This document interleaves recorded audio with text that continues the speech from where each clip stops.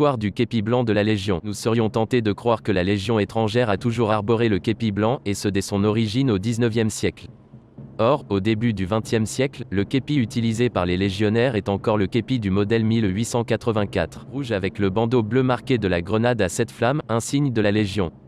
En campagne, ce képi est généralement recouvert d'une coiffe en tissu blanc, prolongée sur l'arrière d'une nuquière flottante pour protéger le cou des morsures du soleil africain. Durant la Première Guerre, le couvre-képi est kaki, comme toute la tenue du légionnaire en guerre, alors que le reste de l'armée porte des uniformes bleu horizon.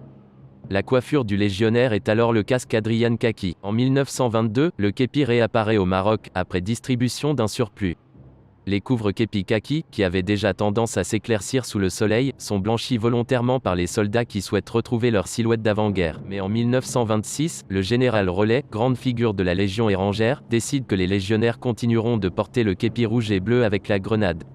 Le couvre-képi sera kaki, ce qui déplaît aux légionnaires. En 1930, les autorités militaires pensent déjà au prochain centenaire de la Légion qui aura lieu l'année suivante.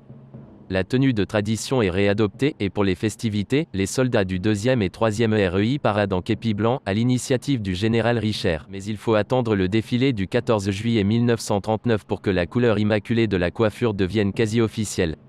En 1945, les légionnaires qui défilent en képi blanc se font acclamer beaucoup plus manifestement que ceux qui ne le portent pas. Il faut attendre 1964 pour que l'intendance distribue de vrais képis blancs, ceux qui sont encore portés de nos jours. Les sous-officiers et officiers sont toujours dotés du képi bleu et rouge quant à eux.